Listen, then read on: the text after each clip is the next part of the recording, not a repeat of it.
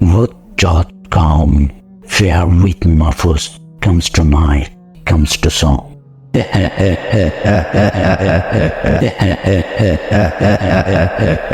সবার জীবনে জানা অজানা কিছু প্যারানরমাল ঘটনা ঘটেই চলেছে। যার সাথে এই প্যারানরমাল ঘটনাগুলো ঘটেনি সেই এই তীর্থ অভিজ্ঞতা কখনো বুঝতে পারবে না। যেভাবে লেখা আছে সেভাবে বুঝছি। আসসালামু আলাইকুম মাহফুজ ভাই, আশা করি ভালো আছেন এবং ভালো তল। আমার নাম জোনায়েদ, আমি থাকি কুমিল্লা জেলায় দাউদকান্দি থানায় বারপাড়া নামক গ্রামে থাকি। এরপর তিনি তার মোবাইল নাম্বার দিয়েছেন। তিনি লিখেছেন, যেহেতু আমি ঢাকা থেকে অনেক দূরে থাকি সেই জন্য ঘটনাটি আপনাকে লিখে পাঠাচ্ছি। আমার ঘটনাটি পড়ে শোনালে অনেক খুশি হতাম। এই ঘটনাটি আমার এক বন্ধু, যার নাম সঞ্জয় মুরাদ, তার কাছ থেকে শোনা। তার এক বড় ভাই, সেই বড় ভাইয়ের সাথে এই ঘটনাটি ঘটেছে। আর কথা না বাড়িয়ে সরাসরি ঘটনায় চলে যাই। তার ভাই অর্থাৎ সঞ্জয় মুরাদের বড় ভাই গৌরবপুর হাসপাতালের একজন অ্যাম্বুলেন্স ড্রাইভার। উনি প্রত্যেকদিন রাত্রে রোগী বা লাশ আনা নেওয়া করে। কোনো দিন রোগী বা লাশ না পান তাহলে ভাড়া টানেন, মূলত প্যাসেঞ্জার আনা নেওয়া করে। তেমনি একদিন কোনো রোগী বা কোনো লাশ না পাওয়ায় তিনি ভাড়া টানার সিদ্ধান্ত নেন। তাই তিনি গৌরীপুর স্টেশনে এসে কুমিল্লার কিছু প্যাসেঞ্জার নেন।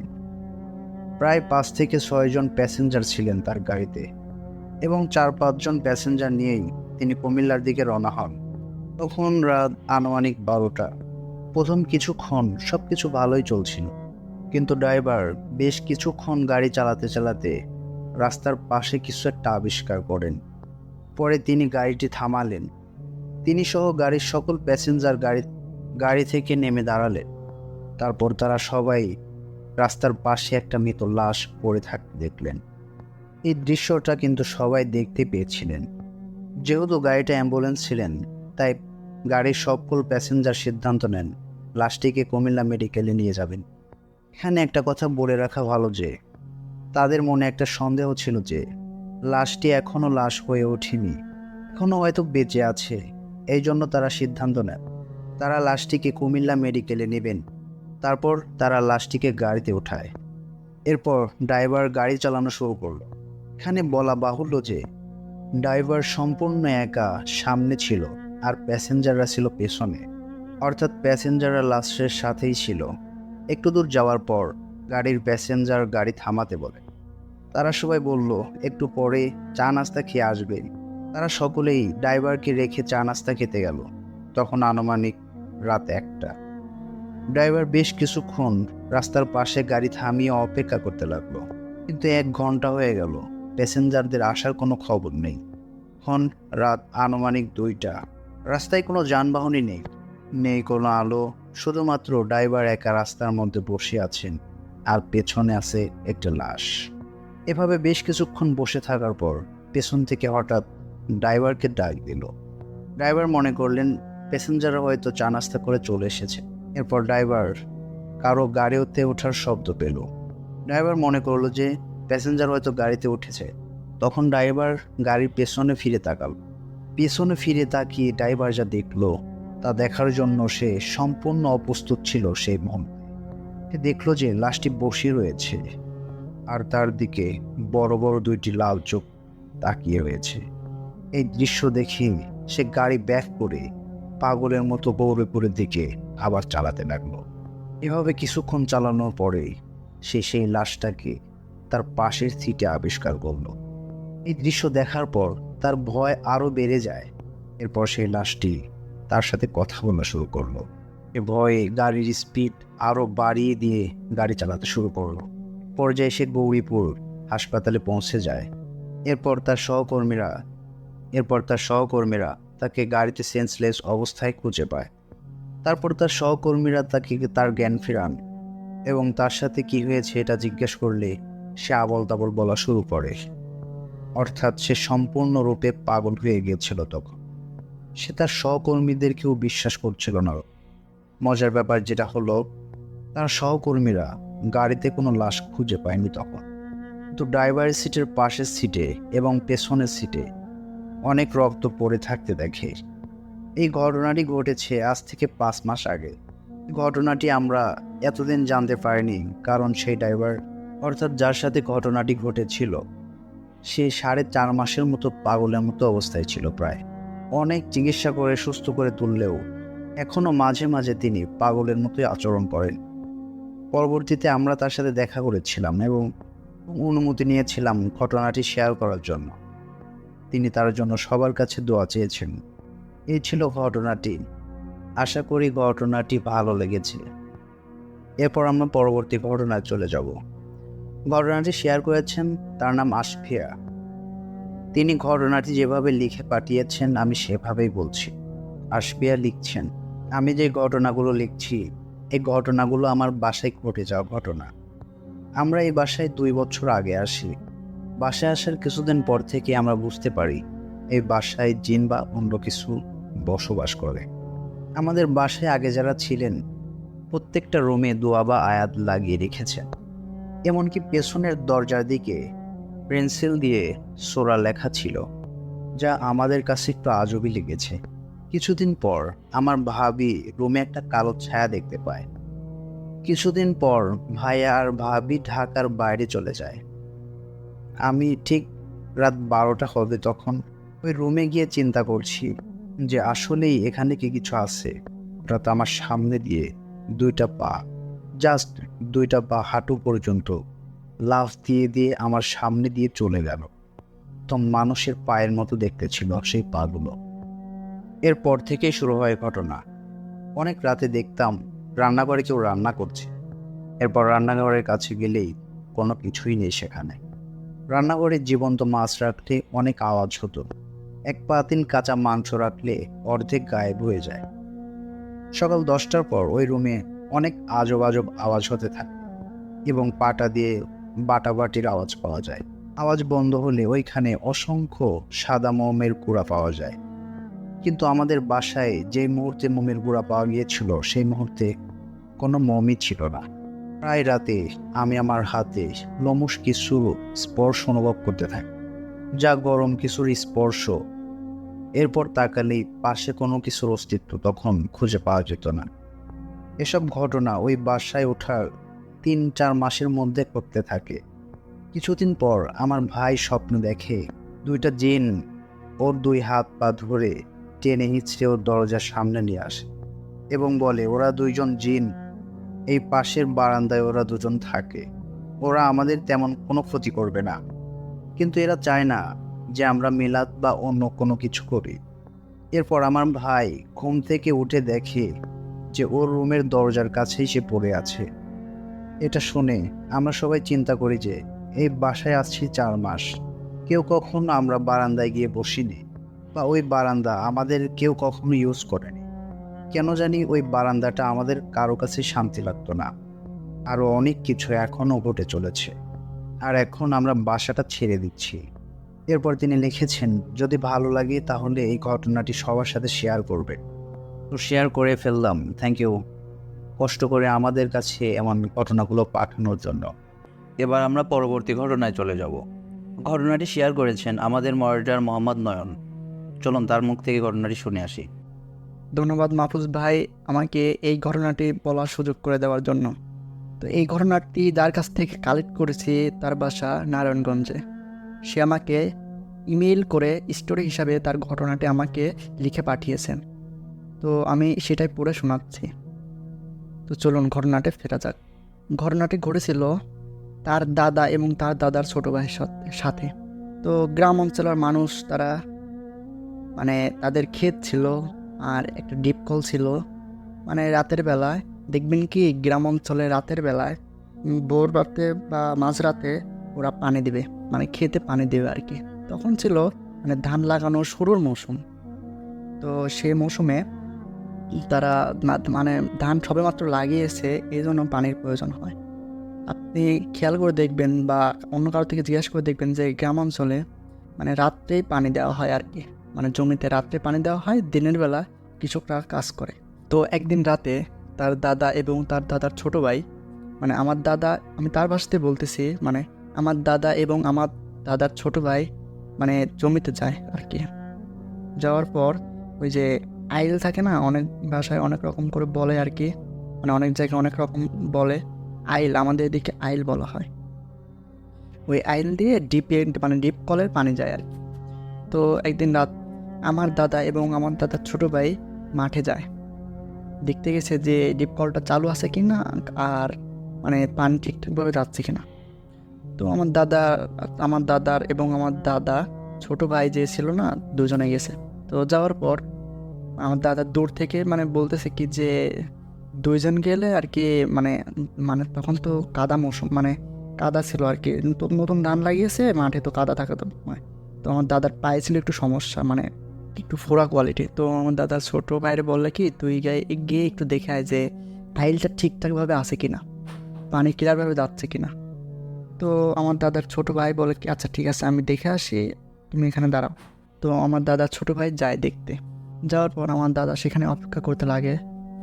তো আমার দাদা মানে ডিপ কল ছিল, ওই ডিপ কলের পাশেই অপেক্ষা করতে লাগে আর কি, মানে কিছুটা দূরে আর কি, মানে 2-3 মিনিটের দূরত্বে দাঁড়িয়ে থাকে।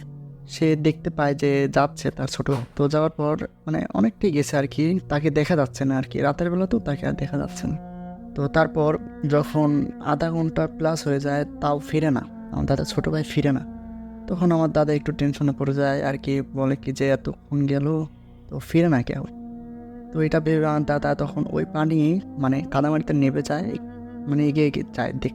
তারপর আমার দাদা কিছুটা যাওয়ার পর পিছন দিকে মানে একটা অনুভব করে যে একটা বাচ্চা মেয়ে কান্না করতেছে, একটা বাচ্চা মেয়ে কান্না করতেছে, মানে ডিপ কলের পাশে। ডিপ কলে যখন পানি পড়ে দেখবেন কি ডিপ কলে পানি পড়লে অনেকটা সাউন্ড হয়, সেই সাউন্ডকে মানে সাউন্ড ভিত্তি করে অনেক জোরে কান্না করতেছে। এটা দেখে আমার দাদা তো একটু দৌড় দিয়ে আসে। তো আসার পর দেখে যে ওই কান্নার আওয়াজটা থেমে গেছে। তো তারপর আবার মানে কন্টিনিউয়াসলি আবার আগের জায়গায় ব্যাক করতে লাগে, তো ফিরে যেতে লাগে। তো এমন সময় আবার দেখে যে একই অবস্থা, পিছনে মানে কিছুটা যাওয়ার পর দেখে যে আবার একই অবস্থা, কান্না করতেছে। মানে আগের কান্নার থেকে এই কান্নার সাউন্ডটা অনেক জোরে ছিল আর কি, মানে এখনকার কান্নার সাউন্ডটা অনেক জোরে ছিল আর কি। তারপরে সেটা আমার দাদা বুঝতে পারে যে এটা কোনো মানে বাচ্চা হতে পারে না, জিন বা কোনো কিছু। তারপরে আমার দাদা আর সেখানে না গিয়ে আমার মানে দাদার ছোটো ভাইকে খুঁজতে যায়। তো তারপর সে দেখে যে মানে জমির শেষ প্রান্তে গিয়ে দেখে যে আমার দাদার ছোটো ভাই পানি যায় না, যে আইল বললাম একটু আগে, ওই আইলটা ঠিক করতেছে, মানে একটু নষ্ট হয়ে গেছিলো, ওটা ঠিক করতেছে, এই জন্য হয়তো সময় লাগতেছিল। তো তখন পর্যন্ত আমার দাদার ছোটো ভাইকে কিছুই বলেনি। তারপরে কাজ শেষ করার পর যখন আমার দাদা এবং আমার দাদার ছোটো ভাই যখন ডিপ কলের মানে সামনাসামনি আসার পর দেখি যে মানে অনেকগুলো বাচ্চা যেভাবে একত্রে মিলে কান্না করলে যে সাউন্ডটা হয় না, সেম ওই সাউন্ডটাই হইতেছে, মানে অনেক জোরে। তখন আমার দাদা ছোটো ভাই তো ভয় পেয়ে যায় যে এতগুলো বাচ্চা কোথা থেকে আসবে আর কান্নাই করতেছে কেন। তারপর আমার দাদা অনেকটা মানে সাহসী ছিল, এজন্য আমার দাদা সূরা কিরাত মানে যেগুলো পড়ার দরকার আর কি সবগুলো পড়তেছিল, দাদার ছোটো ভাইকেও পড়তে বলতেছিল। তারপর এভাবে করতে করতে মানে যখন কিছুটা এগিয়ে আসার পর তখন তারা মানে অনুভব করতে পারে যে তারা যে মানে মানে জমিটা অতিক্রম করতেছে, এই অতিক্রম করার জমিটা তারা মানে অতিক্রম করতে পারতেছে না আর কি, পার হতে পারতেছে না। তখন তারা পিছনে লক্ষ্য করে যে তারা ডিপ কলটায় পার হতে পারে নাই, মানে পানি দেয় যেটা ওইটা পার হতে পারে নাই। ওই ডিপ কল থেকে আমাদের বাসা ছিল প্রায় 15 থেকে 16 মিনিট 17 মিনিটের আশেপাশে এরকমটাই আনুমানিক। ওইটা পার হতে মানে হাঁটতে হাঁটতে আমার দাদারা তখন অনুভব করতে পারলো, তখনকার সময় ঘড়ি ছিল না, তারপরে তাদের অনুমানটা ঠিক ছিল, প্রায় 40 থেকে 45 মিনিটের মতো সময় লাগছিল, মানে ওইটা করে মানে বাসায় আসতে পারতেছিল না আর কি, 45 মিনিট সময় হয়ে গেছে তাদের আনুমানিক সময়। তো তারা এক পর্যায়ে যখন মানে ব্রেক করতেই পারতেছিল না, পরে আবার ডিপ কলের কাছে যায়। তো যাওয়ার পর তখন আবার স্বাভাবিক হয়ে যায়, স্বাভাবিক হওয়ার পর তখন আবার তারা ব্যাক করতে লাগে। তো তারপরে কিছুটা স্বাভাবিকভাবে আসার পর আমার দাদা মানে অনুভব করে পিছনে কেউ একজন তাদের সাথে তাদেরকে ফলো করতেছে। তো এটা ভেবে আমার দাদা যখন পিছনে তাকায় তখন দেখে যে কেউ নেই। তখন আমার দাদার ছোটো ভাই একটু বেশি ভয় পাচ্ছিল। তো আমার দাদা করলো কি যে আমার দাদার ছোটো ভাই ছিল, তাকে সামনে দিয়ে দিল, বললো কি তুই আগে যা। তাহলে সে আগে যাচ্ছিল। আমার আরেকটা কথা বলতে ভুলে গেছি যে আমার দাদা যখন রাতে বের হতো আমার দাদার কাছে সবসময় একটা লাঠি থাকতো আর কি, জানেন হয়তো যে গ্রামের শিয়ালের উপদ্রব আছে, রাতের বেলায় শিয়াল দেখবেন কি আক্রমণ করে বসে, বা অনেক জীবজন্তু আছে যেগুলো, এই জন্য আমার দাদা লাঠি নিয়ে বের হতো। তারপরে যখন আমার দাদা লাঠিটা কাঁধে নিয়ে এগোচ্ছিল, এগোনোর পর কিছুটা আসার পর যখন মানে একটু পরেই তার কাঁধে কে যেন হাত রাখে, মানে আমার দাদা পিছনে ছিল, তো পিছনে থাকার কারণে আমার দাদার পিঠে কে যেন হাত রাখে আমার দাদা বুঝতে পারে। তো মানে এভাবে লাঠিটা ছিল, মানে কাঁধের পর ছিল, তখন কাঁধের পর থেকে লাঠিটা নামিয়ে মানে সূরা ইয়াসিন এক মুবিন পরে লাঠিতে ফু দিয়ে আমার দাদা করে কি ওই লাঠিটা মানে পিছন দিকে আর কি বাড়ি দেয়। বাড়ি মারার পর তখন একটা মানে ওই অপর কোনো কিছু থাকলে আর কি, পিছনে যদি কোনো কিছু থাকে বা উপর থেকে যদি কোনো কিছু পড়ে, মানে নিচে যদি পড়ে কাদামাটির পর, দেখবেন কি অনেকটা সাউন্ড হয়, অনেকটা সাউন্ড হলো। তখন আমার দাদা এবং আমার দাদার ছোটো ভাই পিছনে লক্ষ্য করলো, খেয়াল করলো, দেখলো যে পিছনের জমিটাতে মানে অনেকটা খানি জায়গা ধরে আর কি মানে নষ্ট হয়ে গেছে আর কি, মানে এরকম এমন অবস্থা হয়ে গেছে যে কোনো কিছু পড়ছে উপর থেকে। তো এটা দেখার পর আমার দাদা এবং আমার দাদার ছোটো ভাই তখন আর কোনো কিছু না ভেবে দ্রুত বাসায় চলে আসে। তো বাসায় চলে আসার পর যখন আমার দাদা মানে ভাবে কি যে মানে আমার দাদার সাথে এগুলো আগে ঘটেছে আর কি, মানে এতটা ভয়ের কোনো ঘটনা না, আগে ছোটোখাটো ঘটনা ঘটেছে, তবে এখনকার মতো না, মানে এই ঘটনার মতো না আর কি। তারপরে আমার দাদার ছোটো ভাইকে মানে ফজরের পর ডেকে তুললে আমার দাদা আবার যায়, ফজরের পরে আবার যায়, যেন পানিতে মানে ডিপ কল ছাড়বে, দিনের বেলা কিছুটা কাজ করবে, যদি পানি না পায় রাগারাগি করবে, মানে এইরকম ভেবে আমার দাদা আবার সেই মানে ডিপ কলটা চালু করতে চায়। তো যাওয়ার পর আমার দাদা আবার মানে ওই ভুঁই আমরা বলি, যেটা জমি অনেক জায়গায় অনেক রকম বলে, তো আমরা বলি ভুঁই আর কি, জমি। ওই জমিতে দেখে কি যে অনেকটা জায়গা ধরে মানে নষ্ট হয়ে গেছে, পুরো একদম নতুন ধান লাগিয়েছে, পুরো নষ্ট হয়ে গেছে। ওই জমিটা যার ছিল সে একদমই গরিব। তো আমার দাদা ওটা জরিমানা দিল, তো গরিব থাকার কারণে জরিমানা দেওয়ার পর তো আমার দাদা আবার বেশ কিছুদিন মানে তখন আর আমার দাদা রাতে আর যাইতো না, মানে রাতের বেলা পানি দিতে যাইতো না। তখন ফজরের পর 1-2 ঘন্টা, আবার বিকেলের দিকে কিছু ঘন্টা মানে মানে পানি দিত আর কি। তো আমার দাদা তখন আর রাতে পানি দিতে যেত না আর কি মাঠে। তারপরে আমার দাদাকে আবার মানে স্বপ্নে দেখানো হতো যে সে যেন আবার পানি দিতে গেছে, তাকে সেবার আর সে বেঁচে ফিরতে পারে না। এটা দেখে আমার দাদা খুবই ভয় পেয়ে যায়, সে অসুস্থ হয়ে যায় দিন দিন। এভাবে করতে করতে 4-5 বছর পর আমার দাদা মারা যায়। তো এই ঘটনাটি আমার দাদার ছোটো ভাইয়ের কাছ থেকে শুনেছি, তো সেটাই এখন আমি আপনার কাছে শেয়ার করতেছি, আশা করি ভালো লাগবে। ধন্যবাদ নয়ন ভাইকে আমাদের সাথে ঘটনাটি শেয়ার করার জন্য। এবার আমরা পরবর্তী ঘটনায় চলে যাব। ঘটনাটি শেয়ার করেছেন আমাদের মডারেটর মোহাম্মদ সোহাইব। চলুন তার কাছ থেকে ঘটনাটি শুনে আসি। আসসালামু আলাইকুম মাহফুজ ভাই, আশা করি ভালো আছেন। আমি জানি যে আপনি সবসময় ভালো থাকেন এবং অন্যকে ভালো রাখার চেষ্টা করেন। তো আজকে আমি যে ঘটনাটি শেয়ার করব সেই ঘটনাটি আমার এক বড় ভাইয়ের কাছ থেকে নেওয়া। তো বড় ভাইয়ের বাসা আমার বাসার পাশেই, তো আমি ঘটনাটি তার কাছে গিয়ে ঘটনাটি নিয়েছি। তো ঘটনাটি সে যেভাবে বলছে আমি আপনাকে সেভাবে বলছি। তো মাহফুজ ভাই, আমার বড় ভাইয়ের মাঠে অনেকগুলো পুকুর থাকার কারণে সে মাঠে গিয়ে পুকুরগুলো দেখাশোনা করে। তো অনেকগুলো পুকুর থাকার কারণে সে রাতে ওই পুকুরগুলোতে পাহারা দেয়। ওই মাঠেও অনেকের পুকুর আছে, তাদের সঙ্গে একসাথে পাহারা দেয়। তো মাহফুজ ভাই হঠাৎ একদিন সে একাই পুকুরে যায়, তার সাথে যে লোক গেছিল সে তাকে বলছে যে তুমি একটু এইখানে থাকো, আমি একটু ঘুরে আসি। তো সেই লোক মাঠ থেকে চলে আসে। তো তখন আমার বড় ভাই একাই থাকে। তো পরবর্তীতে আর সে লোক আর মাঠে যায়নি। ও ভাবছে যে আমি তো একজনকে রেখে আসছি, ওই সবগুলো পুকুর একসাথে, পুকুর পাশাপাশি পুকুর, ও সবগুলোই দেখে রাখবে। তো আমার বড় ভাই সে তখন ওই পুকুরগুলো দেখাশোনা করতে শুরু করে। তো রাত হয়ে গেছে মাহমুদ ভাই, তখন রাত প্রায় 12:30 কি 1টা এরকম বেজে গেছে। তো আমার বড় ভাই ওই পুকুরের পাড়ে একটা ছোট্ট ঘর তোলা আছে, সেই ঘরের থেকে ওই পুকুরগুলো পাহারা দেয়। তো ঘরের ভিতর শুয়ে আছে। তো হঠাৎ একটা আওয়াজ শুনতে পায় যে কে যেন পাশ থেকে চেঁচাচ্ছে। তো আমার বড় ভাই আর ওটা অত গুরুত্ব দেয় না। তো সে রুমের ভিতরে ওই ছোট ঘরের ভিতরে ওইখানে শুয়ে থেকে ওই কি হচ্ছে বাইরে কি করতেছে সেগুলো লক্ষ্য করতে থাকে। তো মাহফুজ ভাই পুকুরের ওই পাশে যে পাড় আছে না, ওই পাড় থেকে অনেক জোরে জোরে আওয়াজ শুনতে পায়। তো সে তখন এই ঘর থেকে বেরিয়ে তার আর কি প্রসাব চাপে, তো সে প্রসাব করার জন্য আর কি ঘর থেকে বের হয়। ঘর থেকে বের হয়ে চারপাশে লাইট মারে, প্রসাব করে, তো তখন আর কিছু দেখতে পায় না। তো সে আরও অনেকগুলো পুকুর আছে সেগুলোতে ঘুরে আসে। তখন আর কোনো মনে করেন যে ওইরকম শব্দ নেই যে বাইরে থেকে কেউ চেঁচাচ্ছে, এরকম আর শব্দ সে শুনতে পায় না। তো পুকুরগুলো দেখাশোনা করার পর সে আবার ওই রুমে চলে আসে, মানে যে ছোট ঘরটা আছে না, ওই ঘরটাতে চলে আসে। ওই ঘরে আসার পর কিছুক্ষণ পর আবার মনে হচ্ছে যে বাইরে থেকে অনেকগুলো লোক একসাথে মনে করেন যে যেরকম চেঁচারে আওয়াজ হয় না, ওইরকম আওয়াজ হতে থাকে। তো আমার বড় ভাই ওই ঘরের ভিতর থেকেই বলতেছে, কি রে বাইরে চেঁচামেচি করিস?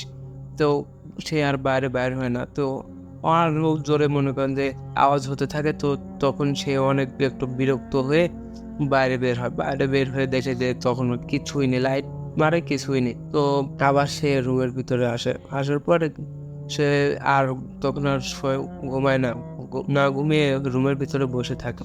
তো বসে থাকার পর আস্তে আস্তে মনে হচ্ছে যে ওইখানে অনেক মনে করেন যে একসাথে অনেকগুলো লোক যে জড়ো হলে যেরকম শব্দ আনাগুলো শোনা যায় সেরকম আর কি। তো সে তারপরে অনেক বিরক্ত হয়ে রুমের ভিতর থেকে আর কি বকাবাজি শুরু করে যে কি আছিস রে ওইখানে, এত ডিস্টার্ব করছিস আমাকে, আমি যদি বাইরে বের হই তাহলে কিন্তু তোর খবর আছে আর কি। এরকম অনেক বাজে বাজে কথা বলে আরো এই গালাগালি করে। তো তারপরে আর কোনো আওয়াজ হয় না। তারপরে মাহফুজ ভাই এইসব কথা বলে আবার ঘরের ভিতরে বসে থাকে।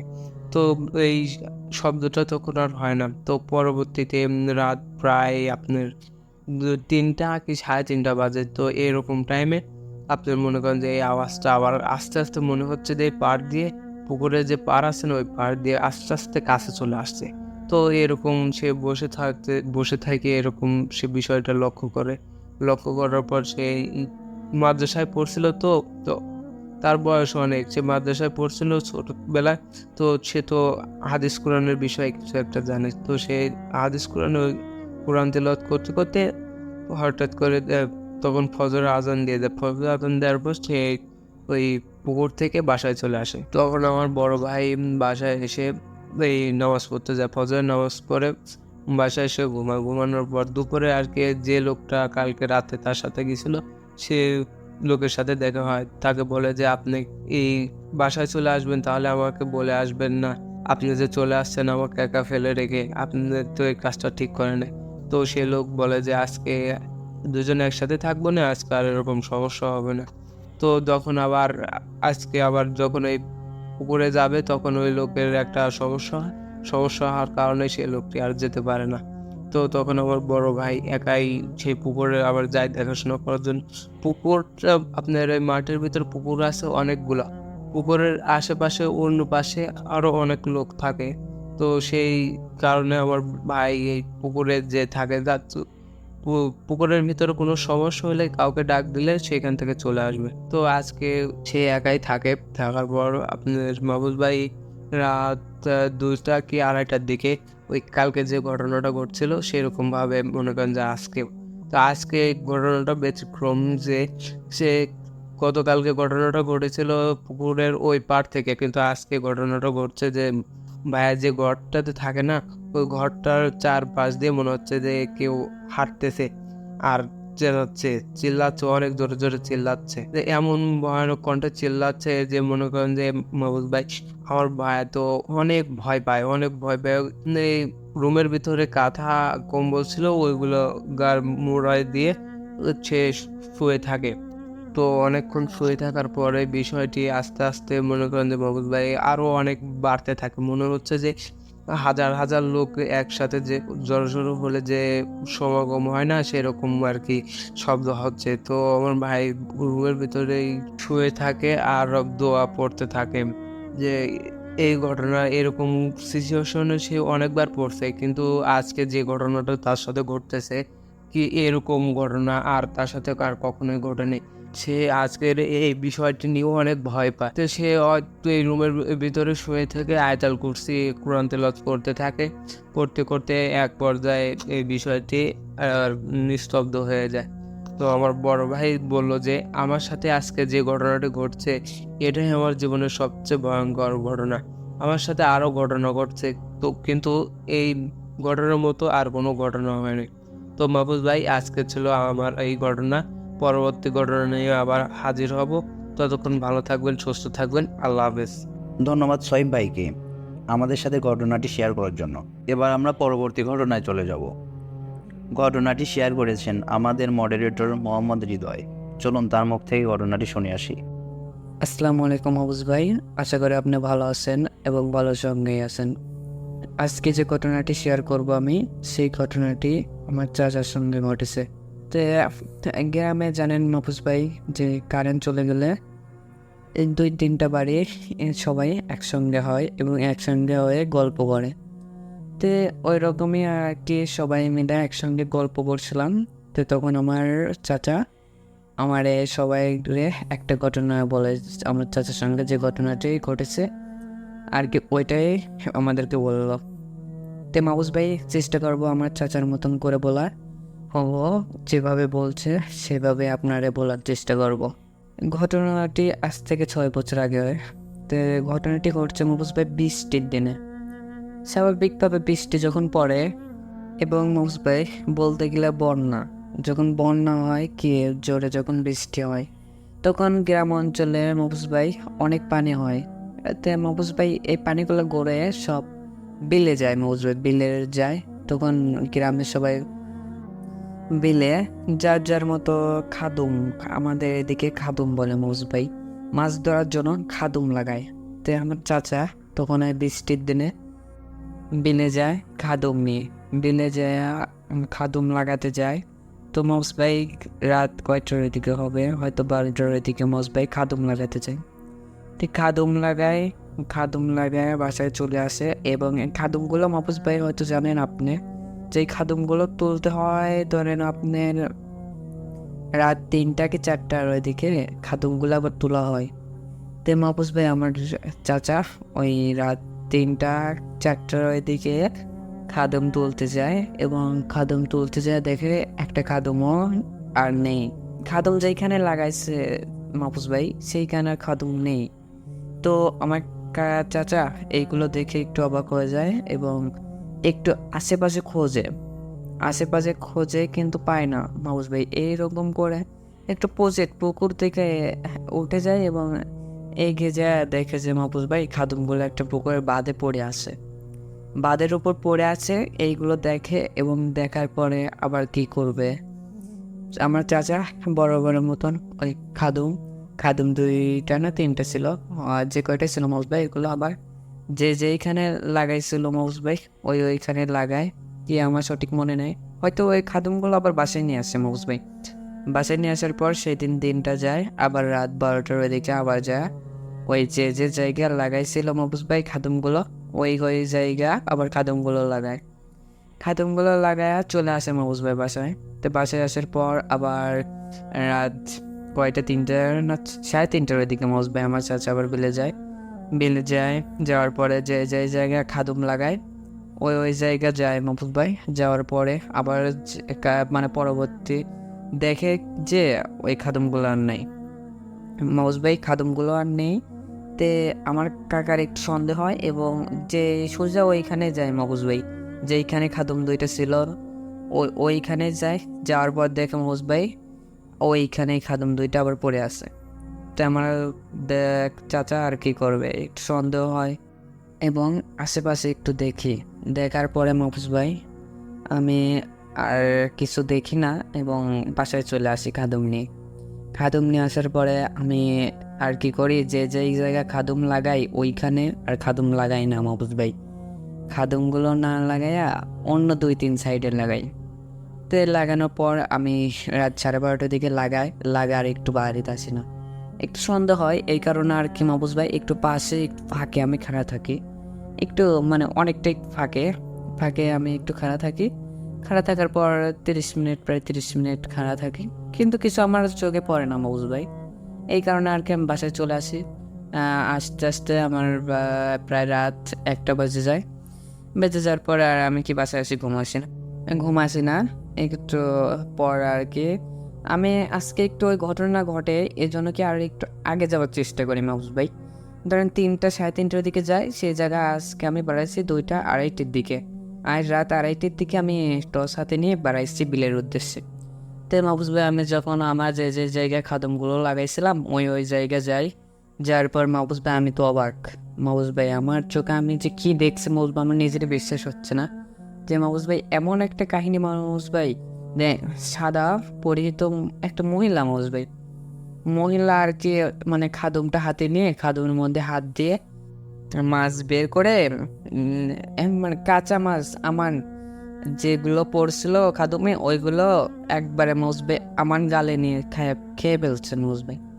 এই দেখে আমি তো অবাক। এই ঘটনাটি আমার নিজের চোখে দেখে মাহফুজ ভাই আমি অনেক ভয় পেয়ে যাই এবং ওইখান থেকে তৎক্ষণাৎ আমি চলে আসতে লাগি।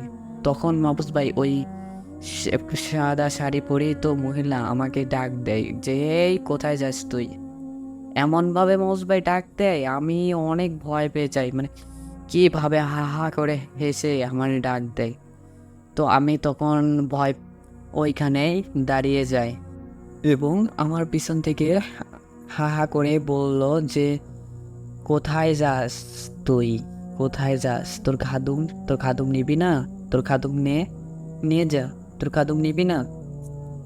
তখন আমি আরও ভয় পেয়ে যাই এবং ওইখানেই মাহফুজ ভাই ওইখানেই অজ্ঞান হয়ে যায় এবং আমার জ্ঞান থাকে না। পরের দিন আমি যখন জ্ঞান ফিরে তখন আমি দেখি আমার নিজের বাসায়। তখন আমি আমার ওয়াইফকে জিজ্ঞাসা করি যে আমি এখানে আসলাম কিভাবে। আমি তো মাঠে ছিলাম, চকে বিলে ছিলাম, বিলে থেকে এখানে আসলাম কিভাবে। মানে আমার মাউস ভাই তখন আমার কথা বলতে আমার থেতে মেতে লেগে যাচ্ছিল। তো তখন আমার ওয়াইফ তখন আমাকে বলে কি তুমি কি বলো, তুমি তো চকেই যাও নাই, তুমি তো বিলে যাও নাই, তুমি বিলে খাদম তুলতে যাবো। আমি রাত্রে তোমারে ডাকলাম, তোমারে বললাম, তুমি বললা যে না আজ যাবো না। তে মাহফুজ ভাই এই ঘটনাটি যখন আমার সামনে ঘটে কি এই কথাটা যখন আমি আমার ওয়াইফ থেকে শুনি তখন তো আমি অনেক ভয় পেয়ে যাই এবং আর আমি কোনোদিনও মাহফুজ ভাই বিলে যাই না এবং আমার যে খাদমগুলো চকে ছিল বিলে ছিল এগুলো আর আমি কোনোদিনও আনতেও যাই না আর চকেই যাই না মাহফুজ ভাই ভয় পেয়ে রাত্রে। অবশ্যই দিনে যাই, আমাদের মাঠে জমি ছিল, জমি চাষ ওইগুলো আর কি ধান খেত এইগুলো এর জন্য যায়, আর রাত্রে কোনোদিনও চোখে যায় না। এই ঘটনাটি ঘটার পর এই ছিল আজকের ঘটনা মাহফুজ ভাই। আশা করি আপনি ভালো আছেন এবং ভালো সঙ্গে আছেন। ধন্যবাদ। ধন্যবাদ হৃদয় ভাইকে আমাদের সাথে ঘটনাটি শেয়ার করার জন্য। ধন্যবাদ সবাইকে আমাদের পুরো ঘটনাটি শোনার জন্য এবং পরবর্তী ঘটনাগুলো শুনতে চাইলে আমাদের পাশে থেকে চ্যানেলটিকে সাবস্ক্রাইব করে রাখবেন। ধন্যবাদ সবাইকে।